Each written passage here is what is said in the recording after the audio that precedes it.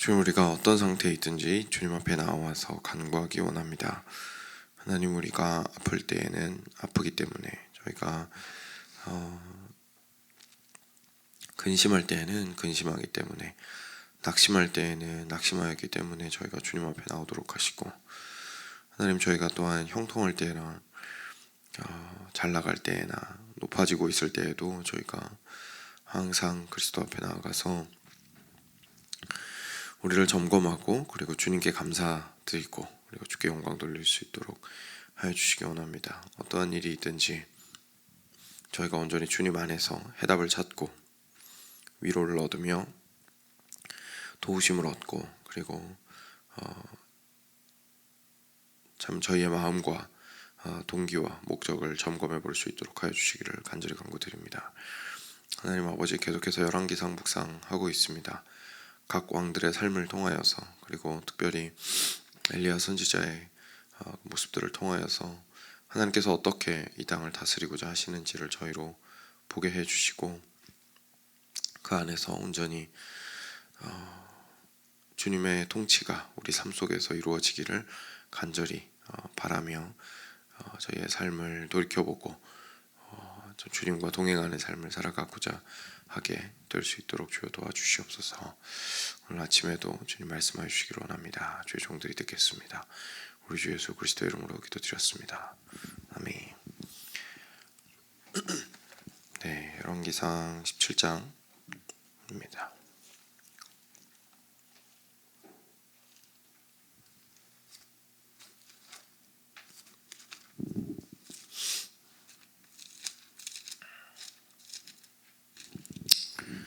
어, 17절부터 24절까지 같이 교독하겠습니다. 제가 먼저 읽겠습니다. 이 일 후에 그 집 주인 되는 여인의 아들이 병들어 증세가 심히 위중하다가 숨이 끊어진지라. 하나님의 사람이여, 당신이 나와 더불어 무슨 상관이 있기로 내 죄를 생각나게 하고 또 내 아들을 죽게 하려고 내게 오셨나이까. 엘리야가 그에게 그의 아들을 달라 하여 그를 그 여인의 품에서 받아 안고 자기가 거처하는 다락에 올라가서 자기 침상에 누이고 여호와께 부르짖어 이르되, 내 하나님 여호와여, 주께서 또 내가 우거하는 집 과부에게 재앙을 내리사 그 아들이 죽게 하셨나이까 하고 그 아이 위에 몸을 3번 펴서 엎드리고 여호와께 부르짖어 이르되, 내 하나님 여호와여, 원하건대 이 아이의 혼으로 그의 몸에 돌아오게 하옵소서 하니, 여호와께서 엘리야의 소리를 들으심으로 그 아이의 혼이 몸으로 돌아오고 살아난지라. 엘리야가 그 아이를 안고 다락에서 방으로 내려가서 그의 어머니에게 주며 이르되, 보라, 내 아들이 살아났느니라. 여인이 엘리야에게 이르되, 내가 이제야 당신은 하나님의 사람이시요 당신의 입에 있는 여호와의 말씀이 진실한 줄 아노라 하니라. 아멘. 네, 이제 엘리야가 계속 그 가뭄이 있는 상황 속에서 사르밧 과부와 함께 생활을 하고 있는 중입니다. 그래서 어제의 말씀에서 처음으로 사르밧 과부 만났던 장면이 등장을 했습니다. 근데 갑자기 오늘 말씀에서 그 여인의 아들이 병들어서 증세가 굉장히 위중해졌다가 결국은 숨을 거두게 되는 일이 발생을 하게 됩니다. 그래서 이 여인이 그 이유를 어디에서 찾냐면 결국 엘리야에게서 찾게 되죠. 그래서 18절에 보시면 엘리야에게 이르되, 하나님의 사람이여, 당신이 나와 더불어 무슨 상관이 있기로 내 죄를 생각나게 하고 또 내 아들을 죽게 하려고 내게 오셨나이까.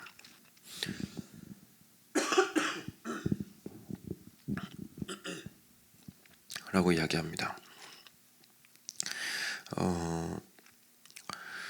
그 엘리야가 이제 하나님의 사람이라는 것이 분명했기 때문에, 그리고 실제로 엘리야를 위해서 우리 여인이 자신이 가지고 있는 것을, 물론 결국은 이제 아들과 자신이 엘리야의 기적으로 먹고 살 수 있게 됐긴 했지만, 일단 그 시작은 그래도 어떤 헌신적으로 자기 것을 내어놓았기도 했고 하다 보니까 당연히 이 여인 입장에서는 좋은 일만 일어날 거라고 생각을 할 수밖에 없겠죠. 근데 갑자기 아들이 죽으니까 이거는 뭐 그런 생각이 들지 않았을까요? 차라리 그때 그냥 같이 죽었으면 이렇게 괴롭지도 않았을 텐데 차라리 그게 나았을 텐데 엘리야가 와가지고 생명이 연장이 돼서 감사하다고 생각을 했는데 와 이거는 이렇게 아들 먼저 가버리면 이건 너무 내가 감당할 수 없는 슬픔이다 라고 어쩌면 생각을 했겠죠. 그래서 엘리야한테 이제 원망을 하는 겁니다. 하나님의 사람이신데 굳이 왜 이렇게 괴로운 일을 당하게 하셔서 나로 하여금 내 죄를 또 막 생각나게 하시고, 왜냐하면 어려움을 당하게 되면 결국은 내가 뭘 잘못했지? 이런 생각 하게 되잖아요. 그래서 내 죄를 또 다 들춰내고 생각나게 하시고 도대체 왜 그러십니까? 라고 이제 원망을 하는 것을 보게 됩니다. 그러면서 내 아들을 죽게 하려고 내게 오셨나이까? 이제 이렇게 이야기하죠. 그러니까 굉장히 강력하게 이야기를 하는 거죠. 당신이 온 것은 결국은 내 아이를 죽게 하려고 온 거 아닙니까?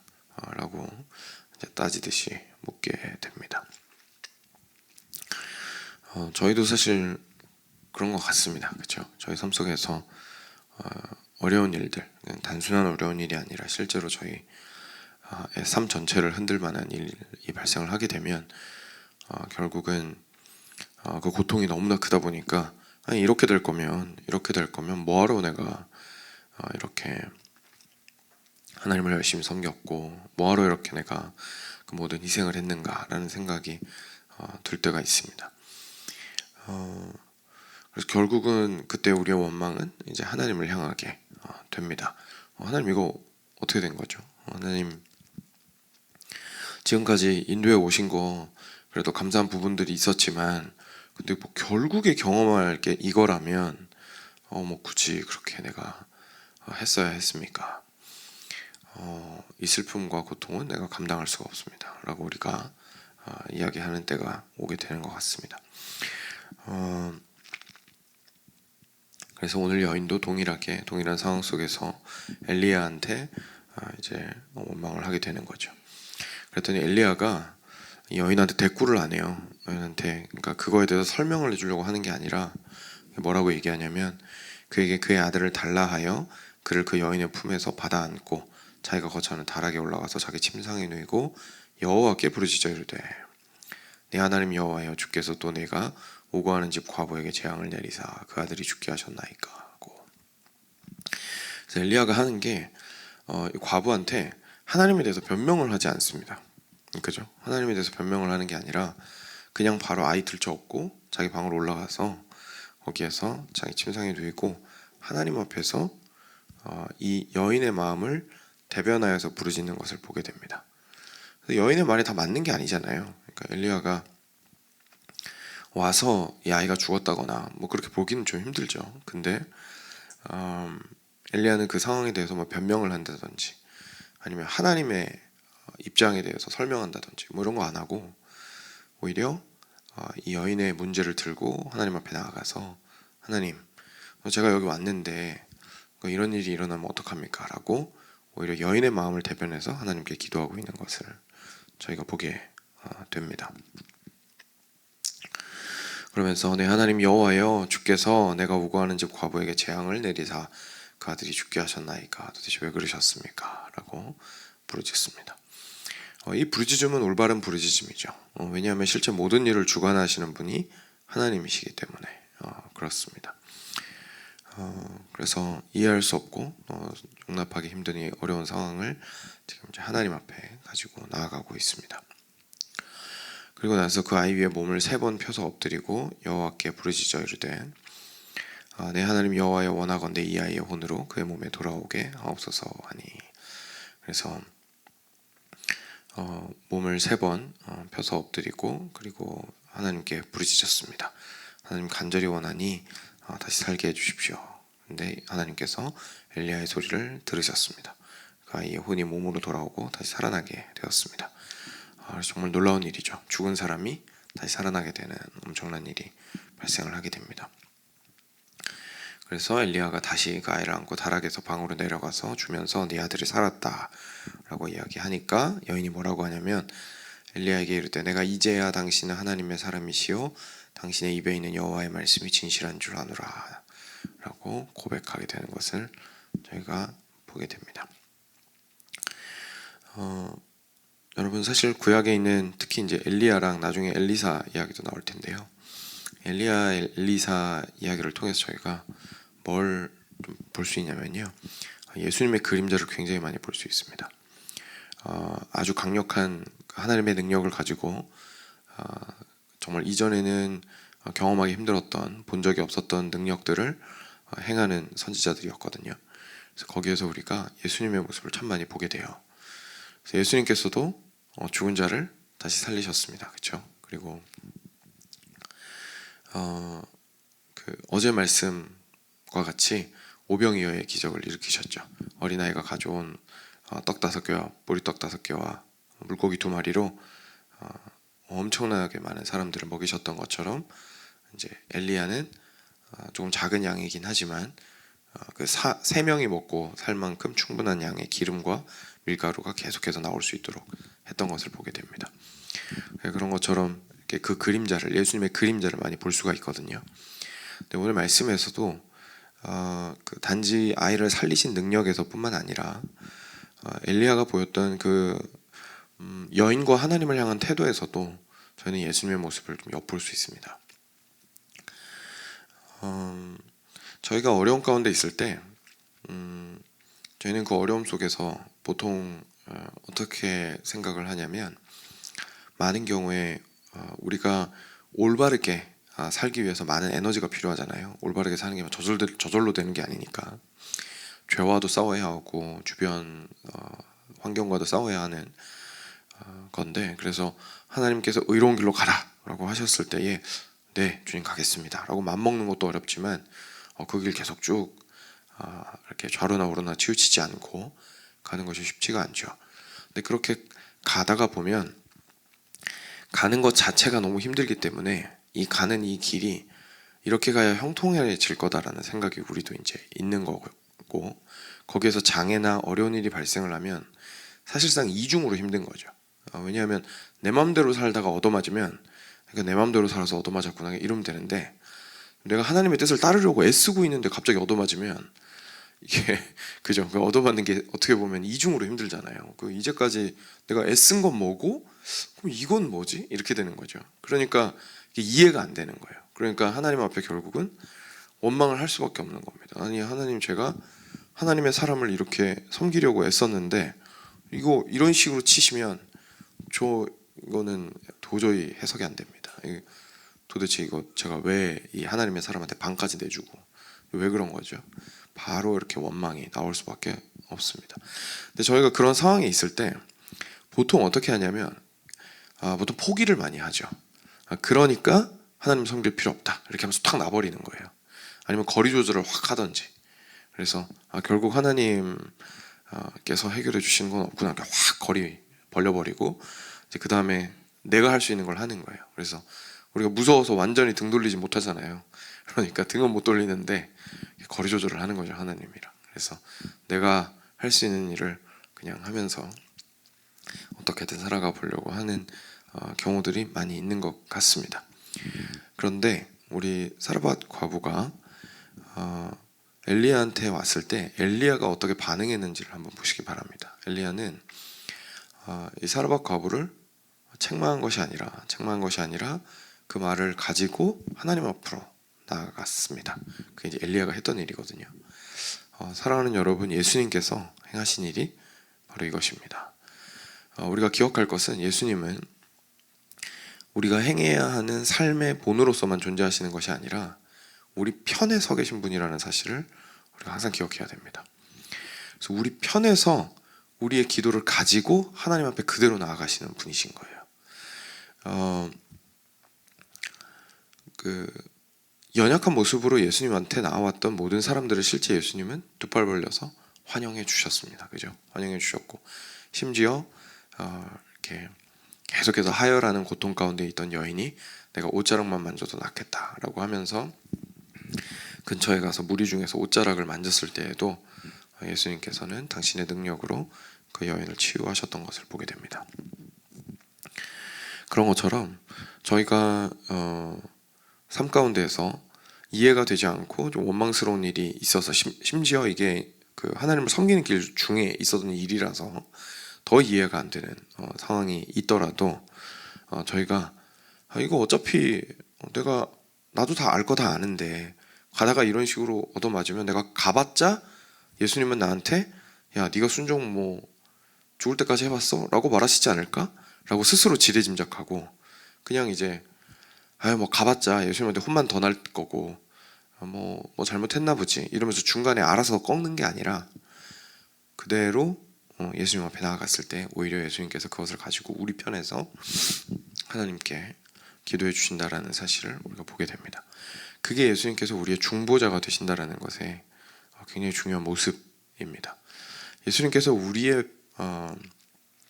모습을 입고 인간의 모습을 입고 이 땅에 오셨다는 것, 예수님께서 그래서 우리의 연약함을 다 경험하시고 옛날 이제 번역 바뀐 이후에는 단어가 달라졌지만 체휼하시는, 그래서 몸으로 실제로 경험하시고 그것을 이해하시고 긍휼히 여기시는 분이 바로 예수님이시죠. 그래서 우리가 그것을 기억할 때에 예수님 앞에 나아갈 수가 있습니다. 그래야만 우리의 기도가 많이 바뀝니다. 우리가 참 신기한 존재들이어서 사람이 없으면, 옆에서 보는 사람 듣는 사람이 없으면 내가 율법적이지 않을 것 같지만 사실 아무도 없을 때도 우리는 상당히 율법적이죠. 그래서 하나님 앞에서 편안하고 자유롭게 나아가기가 쉽지 않은 사람들이 우리들입니다. 그런데 하나님 앞에 우리가 가지고 있는 것을 있는 그대로 기도하여야겠고, 그 근거가 어디 있냐면 예수님이 우리 편이다, 예수님 내 편이다. 그래서 뭐 혼날 때 혼나더라도 예수님께서 일단 내 편 해주시고 내 기도를 그대로 가지고 하나님께 나아가 주신다 라는 믿음을 가지고 우리가 예수님 앞에 나아갈 수가 있는 거죠. 그래서 저희가 예수님 외에 다른 중보자를 세우는 걸 그토록 경계해야 하는 이유가 여기에 있습니다. 왜냐하면 예수님 말고는 우리를 하나님 앞으로 이렇게 우리 편에서 기도해주고 함께 해주시는 분이 있을 수 없기 때문이죠. 그러면 엘리야는 이제 하나님 앞에 가서 어떻게 하셨을까요? 말 그대로 했을까요? 어떻게 말 그대로 우리의 기도를 그대로, 그 과부의 기도를 그대로 하나님께 올려주셨습니다. 그리고 하나님께서는 그 엘리야의 기도를 통해서 이 아이를 살리십니다. 그죠? 아이를 살리십니다. 그리고 그 은혜를 결국은 누가 얻게 됩니까? 사르밧 과부가 얻게 됩니다. 동일합니다. 예수님께서도 우리 입장에서 하나님 앞에 나아가십니다. 그래서 우리가 예수 그리스도의 이름으로 기도를 하게 되죠. 그럼 하나님 앞으로 우리의 기도를 가지고 올라가십니다. 그리고 하나님께서는 그리스도의 이름을 보시고 그 기도에 응답해 주시는 겁니다. 그리고 나서 그 은혜는 결국 누가 누리냐면 우리가 누리게 됩니다. 우리가 그 은혜를 누리게 되었을 때에 두 가지 확실한 것이 있습니다. 첫 번째는 내가 붙들고 있는 예수님이 하나님의 아들이라는 게 확실해집니다. 지금 사르밧 과부가 얘기한 것처럼 이제야 엘리야 당신이 하나님의 사람이라는 것을 내가 알겠습니다. 이게 사람이 신기한 거예요. 왜냐하면 그 기름이랑 밀가루가 무한대로 공급되는데 그 정도면 충분한 거 아닌가요? 그죠? 사실 보는 것으로서는 그렇지 않은 거죠. 왜냐하면 우리한테는 진짜 본질적인 문제들이 있거든요.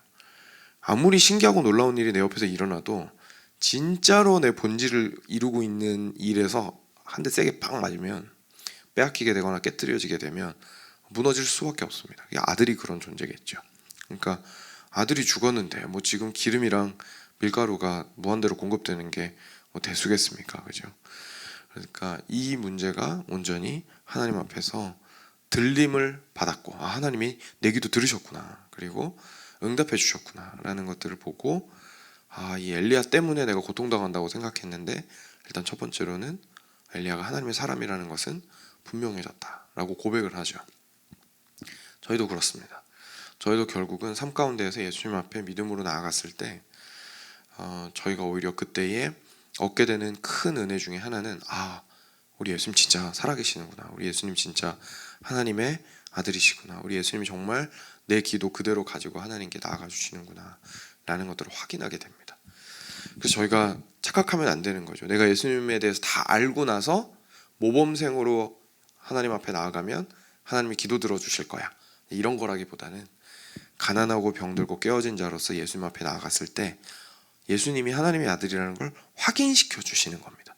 내가 무슨 막 대단한 믿음이 있어갖고 미리부터 머리로 예수님이 우리의 주인이시다라는 사실을 다 알고 전부 다 알고 확실한 믿음을 가지고 하나님 앞에 가서 다 얻어낸다라고 생각하지 마시고 그냥 그것이 원망하는 마음이든 연약한 마음이든 주님께 나아갔을 때 나중에 확인시켜 주시는 것이 주님께서 주시는 것입니다. 그리고 두 번째로 이제 결국 경험하게 되는 것은 하나님이 앞서 말씀드린 대로 이 상황을 붙들고 계시는구나. 그러니까 나의 어려운 상황을 붙들고 계시는구나 라는 것을 깨닫게 되는 거죠. 하나님이 내 기도 들으시는구나. 하나님께서 함께 하시는구나. 그래서 여기 표현으로는 당신의 입에 있는 여호와의 말씀이 진실한 줄 알겠습니다 라고 표현을 하게 됩니다. 그러니까 그냥 허공에 떠도는 말이 아니라 하나님께서 이 땅을 다스리시고 그리고 참되게 우리와 함께 하신다라는 그 말씀이 정말이군요 이렇게 확인이 된다는 겁니다.